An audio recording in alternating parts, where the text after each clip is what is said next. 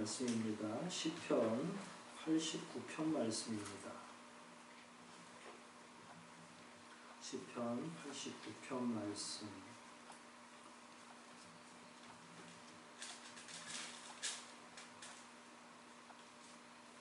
시편 89편 1절로 13절까지만 먼저 읽겠습니다. 1절부터 13절까지 말씀입니다. 우리 함께 한 목소리로 합독합니다. 1절부터 13절입니다. 읽기를 시작합니다. 여호와여, 내가 항상 주의 사랑을 노래하며 주의 성실하심을 대대에 전하겠습니다. 주의 사랑이 영원하며 주의 성실하심이 하늘처럼 영구함을 내가 선포하겠습니다. 주께서 말씀하셨습니다. 내가 나의 택한 자와 계약을 맺고 나의 종 다윗에게 이렇게 맹세하였다. 내가 네 자손을 대대로 왕위에 앉혀 내 나라가 영구히 지속되게 하리라. 여호와여, 하늘이 주의 놀라운 일을 찬양하며 수많은 천사들이 주의 성실하심을 찬양합니다. 하늘에서 여호와와 비교할 자가 누구며 하늘의 존재들 가운데 여호와와 같은 자가 누구입니까? 거룩한 천사들도 두려워하고 있습니다. 전능하신 여호와 하나님이시여, 주와 같은 자가 누구입니까? 주는 능력이 많으시고 모든 일에 성실하신 분이십니다. 주께서는 성난 바다를 다스리시며 파도가 일 때 그것을 잠잠하게 하십니다. 주는 이집트를 살해당한 자처럼 박살내고 주의 강한 능력으로 주의 원수들을 흩어버렸습니다.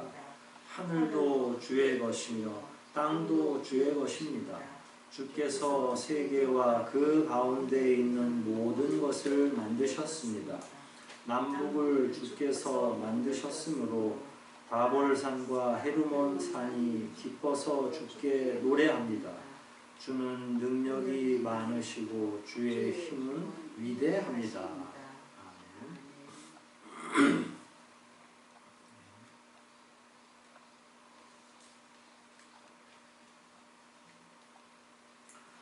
89편은 거기 성경에 파란 글씨로 좀 굵은 글씨로 부제가 이렇게 써 있죠. 다윗과 맺은 하나님의 계약이라고 써 있고요.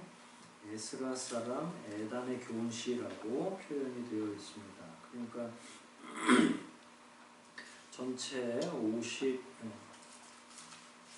52절까지 있는데 이 52절까지의 내용은 다윗과 맺은 하나님의 언약이다. 하나님이 다윗과 그 다윗의 후손들과 맺어주신 계약이라고 한 내용입니다. 오늘은 그 맨 앞부분만 먼저 공부를 해보도록 하겠습니다. 하나님과 다윗이 계약을 맺었다 하는 말은 깨어지지 않는 계약을 의미하죠. 하나님은 인생들과 약속을 한번 하시면 그 약속을 끝까지 지키시는 그런 하나님이십니다.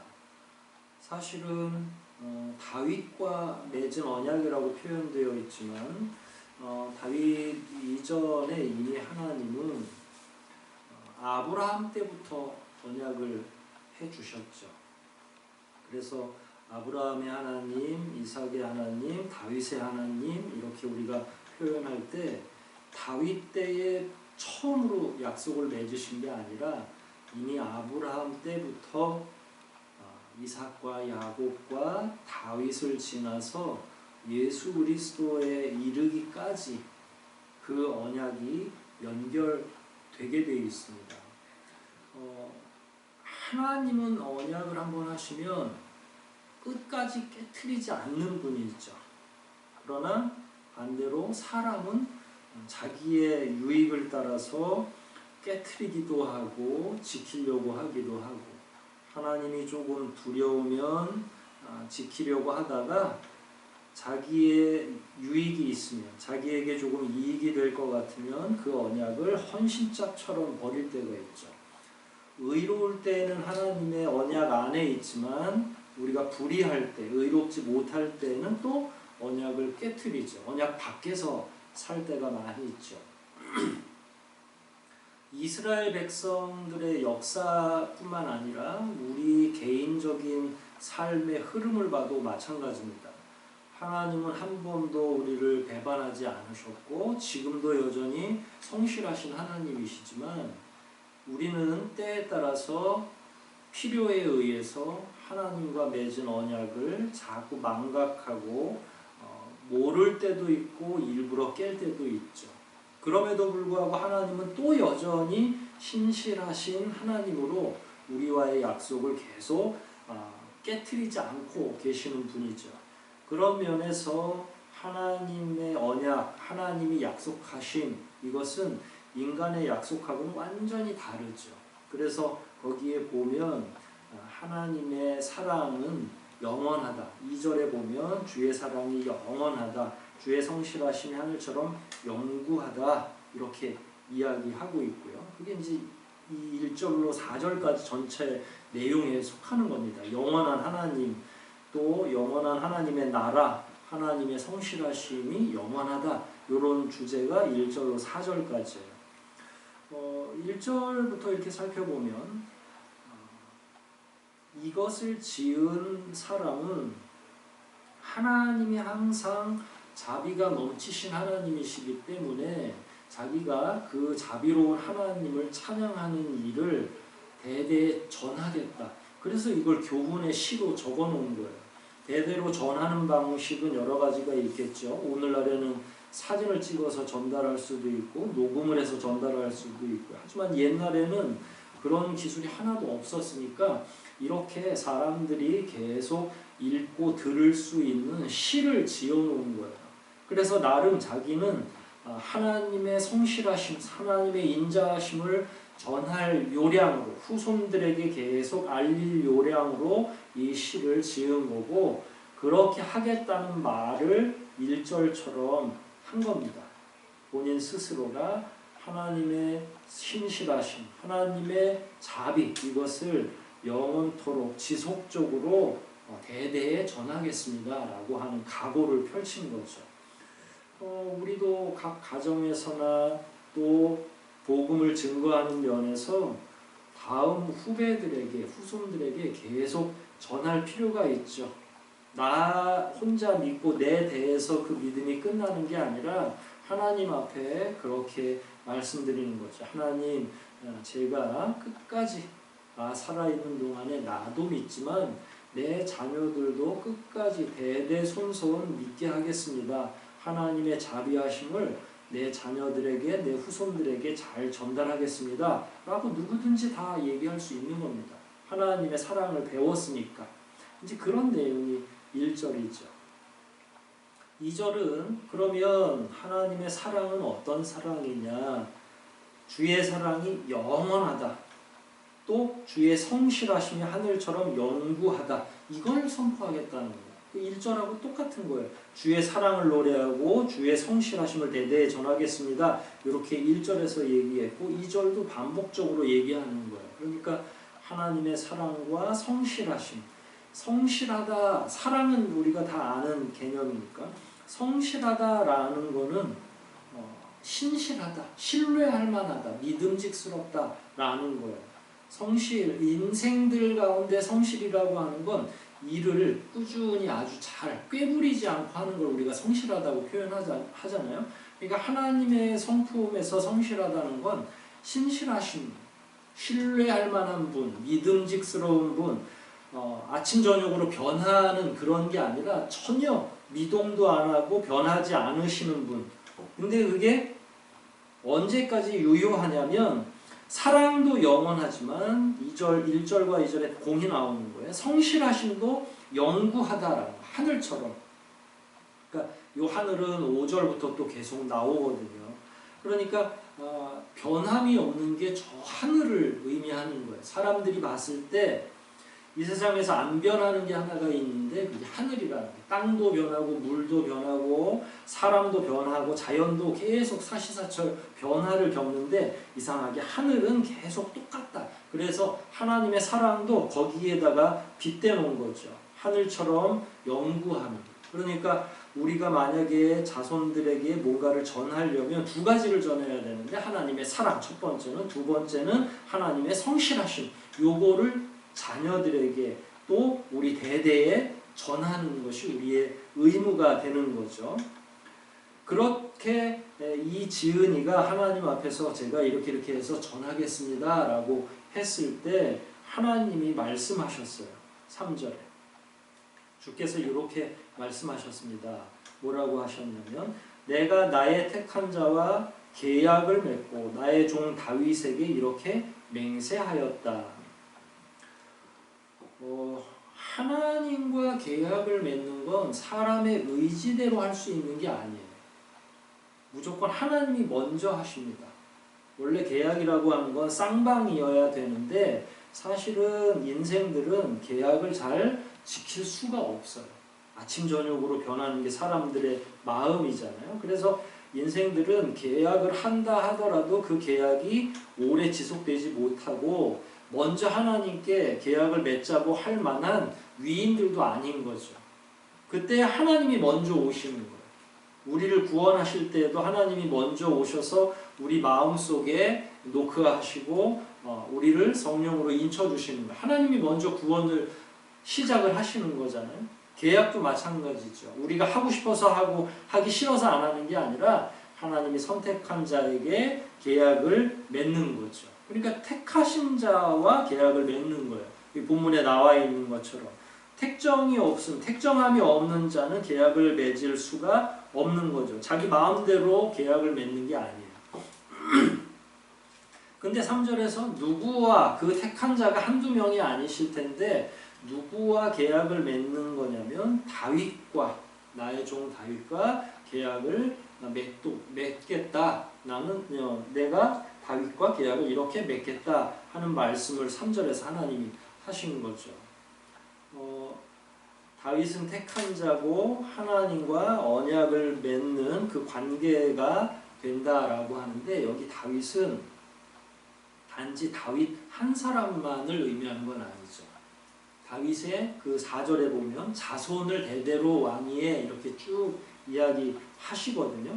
그 다음에 그 나라가 영구히 지속되게 한다 이런 말을 한 거니까 다윗을 시작으로 해서 그러니까 하나님이 한번 약속하면 1년, 2년 지키를 약속을 하시는 게 아니라 300년, 500년, 1000년. 근데 여기 4절에 보니까 기간이 영구히라고 말하고 있어요. 그러니까 영원히 계속될 약속을 맺는다라는 거예요. 그런데 놀랍게도 사람은 유한하잖아요. 우리는 살아봐야 80년, 90년 사는 건데 그 영구히 맺는 게 우리의 개인으로 보면 의미가 없죠. 하나님이 그냥 우리 죽을 때까지 보호해 주시는 거다 이렇게 생각하지만 실제로 영구히라고 하는 건 위에서 하늘처럼 영구함 이렇게 나온 것처럼 하나님의 나라에 들어가는 것까지를 우리가 상상을 해야 되는 거예요. 그러니까 하나님이 저와 여러분하고도 약속을 맺으실 때 영원히 약속을 맺어주시는 거죠.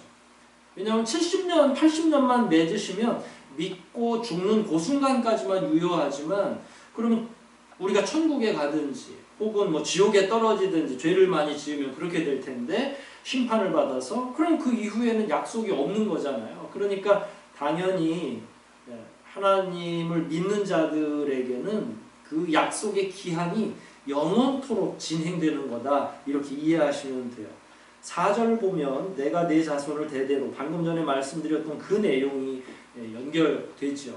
근데 여기서는 역사적으로 보면 대대로 왕위에 앉혀 내 나라가 영구히 지속되게 하리라. 하나님이 분명히 다윗 왕조를 깨트리지 않고 계속된다라고 하셨어요. 그러면 다윗 왕조가 계속됐으니까 멸망합니까? 중간에 멸망하죠. 포로로 잡혀가고 이스라엘은 더 이상 존재하지 않아요. 그래서 왕조도 변하게 됩니다. 예수님 오시기 400년 전부터는 이스라엘 왕조도 다 사라지게 돼요. 그렇게 됨으로써 그렇게 되면 이 4절 말씀이 잘 이루어지지 않는 것처럼 보여지죠. 분명히 다윗 내 자손을 대대로 왕위에 앉혀 내 나라가 영구히 지속될 것이다 라고 하셨는데 다윗 이후에 불과 몇백 년 뒤에 이스라엘 백성들이 멸망하게 된다는 거예요. 그럼 하나님은 약속해놓고 왜 이 약속이 안 지켜졌을까?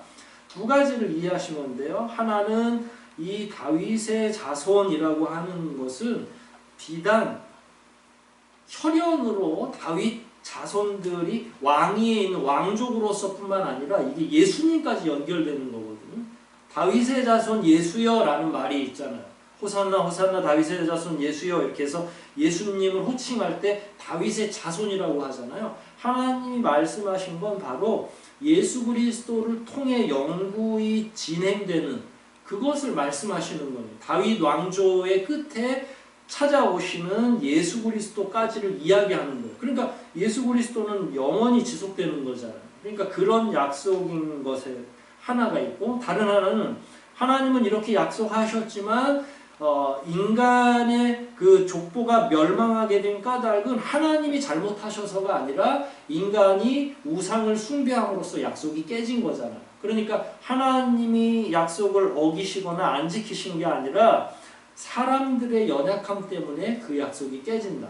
인간의 핏줄로만 놓고 본다면, 영적으로는 예수 그리스도를 통해서 영구히 지속되는 게 이 4절에 포함되는 게 맞고, 만약에 육신적인 의미로 왜 다윗 왕조가 오래 못 가고 망했습니까? 하나님이 이렇게 약속하셨는데도 왜 망했습니까? 하나님이 약속을 안 지킨 것 아닙니까? 라고 묻는다면 그건 하나님이 약속을 안 지킨 게 아니라 인간들이 우상 숭배를 했기 때문에 스스로가 그 약속을 깨트린 거죠. 약속이라는 건 상호적이에요. 일방적이지 않아요. 상호적이라는 건 하나님도 노력하시지만, 하나님도 계속 성실하시고 사랑을 베푸실 의무가 있지만, 인생들도 자기들이 성실하게 하나님에게 응대해야 할 의무가 있는 거예요. 그 쌍방의 약속이 지켜져야만 약속이 계속 유지가 되는 거예요. 한쪽만 지키고 한쪽이 안 지켜지면 약속은 파기가 되는 거죠. 그런 의미에서 영적인 약속으로서는 예수 그리스도를 통해서 이 약속이 지켜진 거고, 육신적인 핏줄로 보면 인간들이 하나님 앞에서 불의하고 죄를 저질렀기 때문에 깨진 것이다. 이렇게 이해하시면 되겠습니다. 그래서 1절부터 4절까지는 하나님의 성실하심, 하나님의 자비하심이 영원하다라고 하는 그 내용을 계속 말씀하고 있는 거예요. 5절부터는 조금 다른 내용이 나옵니다. 뭐 유사한 내용이 계속 흐르는데, 이때부터는 5절부터는 하나님이 어떤 분이신지를 쭉 말씀하고 있어요. 이 말씀 자체가.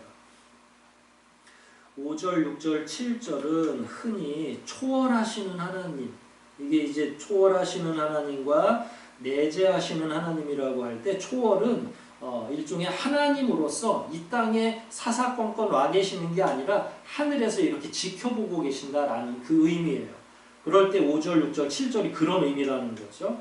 5절 읽습니다. 여호와여, 하늘이 주의 놀라운 일을 찬양하며 수많은 천사들이 주의 성실하심을 찬양합니다.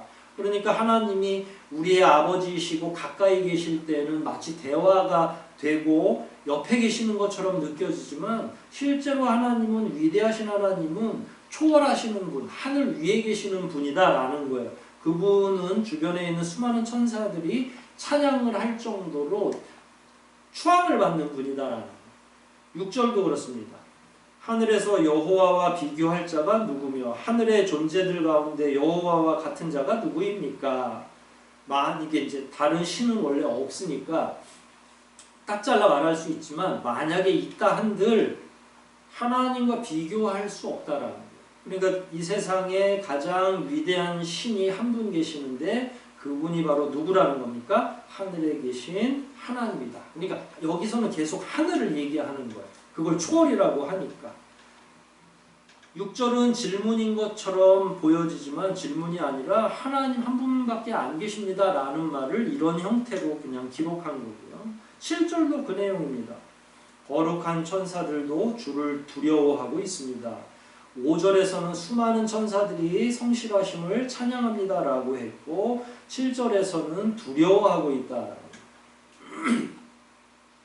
두려워한다라는 건 그냥 너무 무시무시한 그런 하나님이기 때문에 두려워하는 게 아니라 하나님의 성품, 속성 자체를 어느 누구도 감히 근접하기도 어렵고 그걸 어떻게 할 수가 없는 하나님이 가지고 계신 그 영광 자체가 모든 우주 만물에 있는 모든 것들이 두려워할 정도로 그러니까 감히 근접할 수 없는 범접할 수 없는 그 위대함과 영광이 있다. 그게 이제 7절 같이 표현된 거예요. 천사들이 주를 두려워하고 있다는 건 벌벌벌 떨면서 그냥 막 너무 무서워하는 그런 두려움이 아니라 영광에 홀로 영광이시고 영광에 쌓여 있으니까 감히 어떻게 할 줄을 모르는 그런 거를 두려워한다고 표현한 거라고 이해하시면 될 것 같아요. 8절은 이제 다시 한번 성실하신 하나님을 이야기하죠.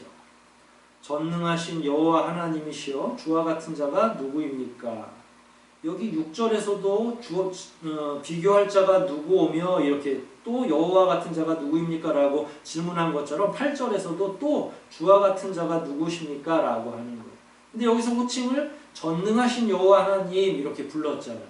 그리고 우리가 요번에 계속 사도신경에서 전능하신 하나님 아버지를 믿습니다 라고 이야기할 때 같은 의미입니다.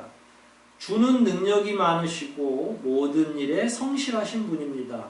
능력이 많다라는 건 전능하신 하나님 거기에 소속되는 거, 속해지는 표현이고 모든 일에 성실하시다 그러니까 하나님은 어떤 일도 빈틈이 없다. 작은 일도 소홀히 여기지 않으신다라는 거예요. 우리는 경중을 따지죠. 꼭 해야 될 일과 우선순위도 따져서 안 해도 될 일 이렇게 따진단 말이에요. 근데 하나님은 이 성실하신 분이라는 건 하나하나 작은 일이든 큰 일이든 하나님이 한번 마음을 먹고 약속하셨다면 어떤 일이든 동일한 성실하심으로 대해 주신다는 거예요.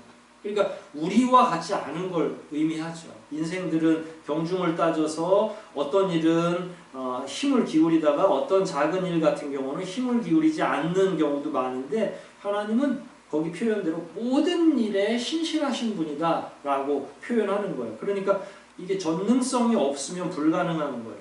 우리는 왜 우선순위를 따지냐면 전능하지 않기 때문에 우선순위를 따지는 거예요. 여기도 가고 저기도 갈 수 없잖아요. 그래서 둘 중에 한 군데만 가는 거고 하나님은 그런 면에서 전능하셔서 여기도 계실 수 있고 다른 곳에서도 계실 수 있으니까 그 모든 것에 신실하시는 거죠. 한국 사람을 구원하시는 그 능력이나 저 아프리카의 백성들을 구원하시는 능력 그게 동일하기 때문에 모든 일에 신실하실 수 있다라는 거예요. 9절부터 13절까지는 다시 전능하신 것을 드러내요. 한 구절 한 구절 보면 하나님이 이처럼 능력이 있으시구나 위대하시구나 이걸 표현하거든요. 9절 봅니다. 주께서는 성난 바다를 다스리시며 파도가 일 때 그것을 잠잠하게 하십니다. 사실 파도를 누가 잠잠하게 할 수 있겠어요? 인간은 불가능하죠. 그래서 어리석고 연약한 인간들은 이제 바다의 신이 따로 있다고 생각하고 용왕님한테 풍어제도 기원하고 제사를 지내고 막 그러잖아요. 그렇게 한다고 막 엄청나게 큰 파도들이 잠잠해지는 건 아니죠. 하지만 성경의 역사들을 보면 하나님이 기도를 통해서 능력을 통해서 파도를 잠재우는 경우가 종종 등장하죠. 예수님이 갈릴리 바다에서도 파도를 잠재우시는 능력이 있으시잖아요. 그러니까 그런 것들을 다 보여주는데 이게 하나님의 전능성이라는 거예요. 만약에 인생들이라면 우리같이 연약한 자들이라면 자연을 마음대로 이렇게 뭔가를 다스릴 수가 없는 거죠. 성난 파도를 성난 바다를 잠잠하게 하고 다스린다. 이것은 하나님만이 하실 수 있는 일이고 그때 비로소 전능하신 하나님이 드러나게 되는 겁니다. 10절에 보면 또 다른 이야기가 등장하죠. 주는 이집트를 살해당한 자처럼 박살내고 주의 강한 능력으로 주의 원수들을 흩어버렸습니다. 이게 이집트를 살해당한 그 자처럼 박살냈다는 건 뭘까요? 10가지의 재앙뿐만 아니라 홍해를 가로질러서 올 때 이스라엘 백성들은 하나도 손상당하지 않고 다 구원해 주신 다음에 이집트의 군사들은 홍해 가운데 수장을 시키시잖아요. 그러니까 그걸 그냥 박살냈다라고 표현하는 거예요. 이것도 전능한 능력으로 표현하는 거죠.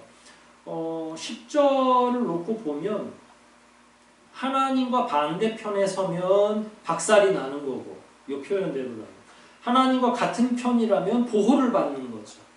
이게 가장 두려운 일인데, 내가 잘 모르는 상태에서 적이 박살나는 것과 내가 보고 있는데 막 죽어가는 건 굉장히 두려운 거예요. 이스라엘 백성들이 출애굽하기 직전까지 10가지 재앙을 같이 막 경험하고 본 거예요. 비록 이스라엘 백성들한테는 다가오지 않았지만 옆에 살던 이집트 집들이 막 곡이 일어나고, 그 다음에 장자의 재앙 같은 경우는 막 모든 이집트에, 믿지 않는 모든 이집트 집안의 장자들이 다 한날 한시에 죽게 되잖아요. 심지어 가축들의 첫 새끼들도 다 죽게 되잖아요. 너무 두려운 거죠. 하지만 하나님의 자녀이기 때문에 두렵긴 하지만 그 두려운 일이 우리한테 당하지 않는다라고 하는 거예요. 이 마지막 심판 때도 그러거든요. 심판 전에 죽고 하늘로 올라가면 그 두려운 상황을 목격하지 않아도 되지만, 우리가 만약에 지금 이 시간에 이 과정 안에서 하나님께서 예수 그리스도를 재림케 하신다면 이제 최후의 심판이 눈앞에 보이는 가운데서 일어나잖아요. 그러면 너무 두렵고 놀라운 거죠. 그게 10절 같은 내용인 거죠. 옆에서 하나님을 배반하고 비웃던 자들을 하나님이 박살내는 걸 믿는 자들이 보고 있는 이 광경 말이에요. 그럴 때 이 10절도 하나님의 전능성으로 이해할 수 있죠. 11절도 마찬가지입니다. 하늘도 주의 것이며 땅도 주의 것입니다. 주께서 세계와 그 가운데 있는 것을 모든 것들을 만드셨습니다. 그러니까 천지를 창조하신 거죠. 하늘과 땅, 천지를 다 창조하신 거죠. 누가 할 수 있죠? 어떤 힘이 할 수 있죠? 전능한 그 전능성으로 천지를 만들 수 있다. 그래서 이 11절도 전능성을 이야기하는 거예요. 고대의 이스라엘뿐만 아니라 이집트도 그렇고 가나안 땅에 있는 여러 잡족들도 이 세상, 이 땅과 이 하늘이 어디에서부터 왔을까, 그걸 굉장히 궁금히 여겼어요. 그래서 시간이 가면 갈수록 그런 것에 대해서 막 신화도 만들어지고 할 때 이스라엘 백성들은 전능하신 하나님이 만드셨다라는 걸 확실히 믿고 있는 거죠. 그러니까 그게 벌써 3,000년, 4,000년 전에도 계속 동일한 질문으로 왔고, 그걸 고스란히 표현한 신앙의 내용이 11절 같은 거죠. 하나님이 그 모든 것들을 전능하신 능력으로 만드셨습니다. 근데 어느 정도, 이게 이제 12절은 인간이 헤아릴 수 있는 정도만 의미하는 건데, 남북을 주께서 만드셨으므로 다볼산과 헤르몬산, 이게 이제 사실은 이스라엘 근처에 있는 경계에 있는 산들이에요. 근데 사실 이 산은 이스라엘 경계 안에만 있는 거지 뭐 저 위쪽으로 엄청나게 멀리 있는 게 아니라 맨 위에 헤르몬산, 밑에 쪽으로 다볼산, 이런 산들이 있는데 이게 이스라엘의 이제 경계라고 할 수 있는 거죠. 근데 하나님은 그 정도만 만드신 게 아니잖아요. 남북이라고 하는 건 오늘날로 보면 남극, 북극 할 것 없이 그냥 모든 지구, 그리고 더 멀리 저 온 우주 만물을 다 만드신 건데, 요 지은이는 자기가 눈으로 볼 수 있는 것만 일단 여기에다가 넣은 거예요.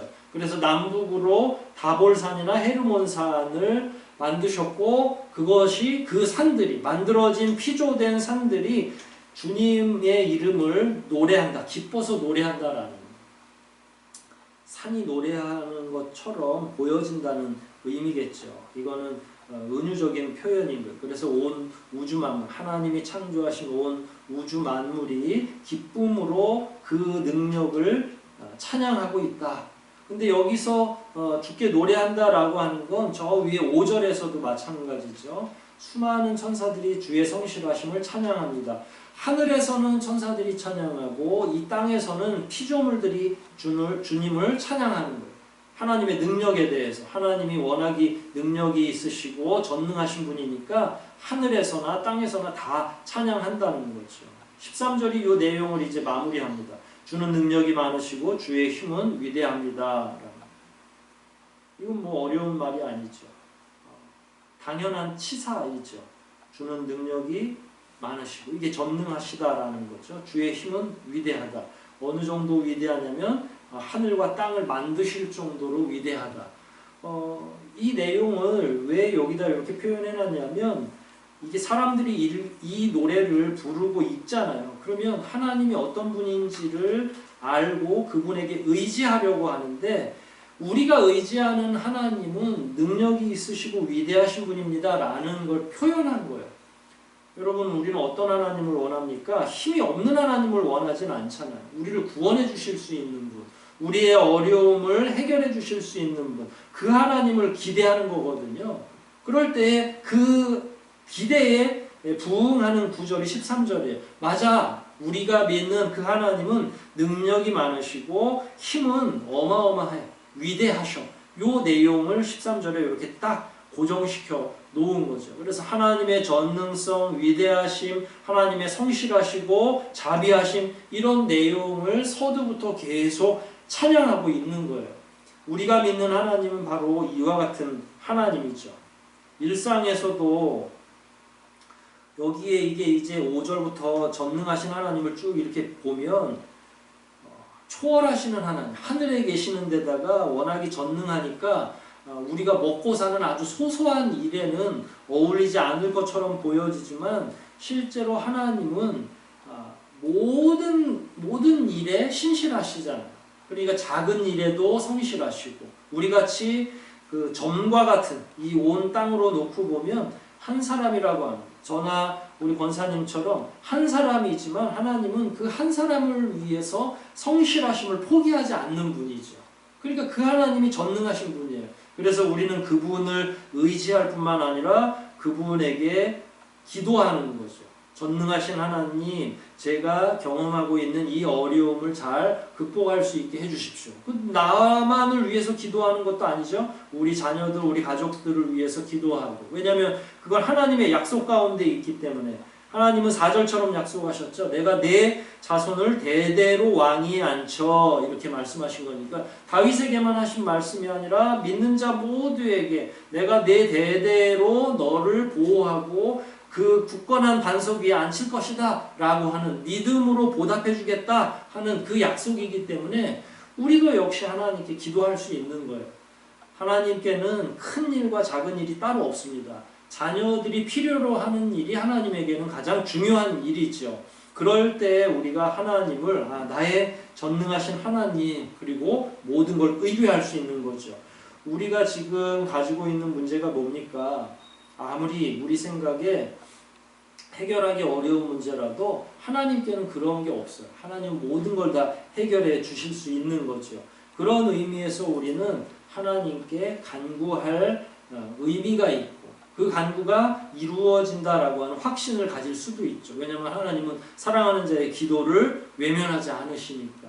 그래서 우리가 가지고 있는 하나하나의 그 문제들을 하나님께 기도함으로 성취함을 받을 수 있다. 전능하신 하나님이 나하고 상관없는 그런 하나님이 아니라 내 세밀한 기도를 듣고 계시고 응답하려고 준비하고 계신다라는 이 사실을 굳게 믿고 하나님과 우리 사이에 그 약속, 언약이 지속적으로 이루어질 것을 확신하면서 살아가야 되지 않겠습니까? 우리의 믿음이 연약해질 때마다 이런 시편들을 읽으면서 아이고 우리 하나님이 정말로 신실하신 분이구나. 나에게 있어서 전능하시고 위대한 분이구나 라는 깨달음 가운데 우리의 어려움도 아뢰고 또 하나님이 우리를 위해 모든 것들을 해결해 주신다라는 그 믿음으로 어려운 일상들을 잘 헤쳐나가는 저와 여러분 되시기를 주의 이름으로 축복합니다.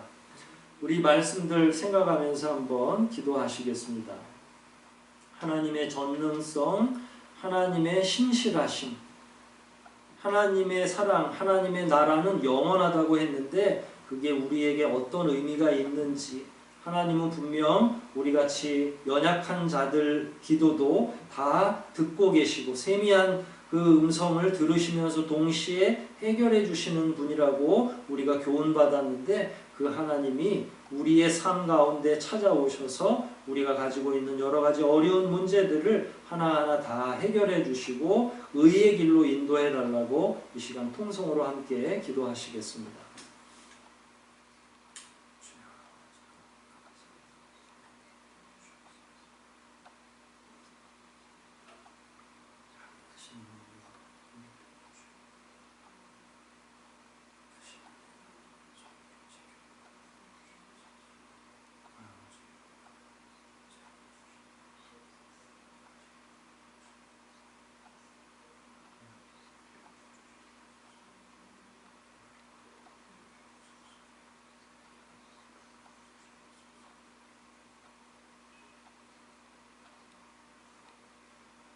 하나님 아버지 감사합니다. 오늘도 시편을 통해 하나님이 어떤 분이신지를 배우게 됩니다. 하나님은 하늘에 계신 우리를 초월하여 계시는 가장 위대한 하나님이실 뿐만 아니라 전능하신 하나님이심을 저희가 압니다.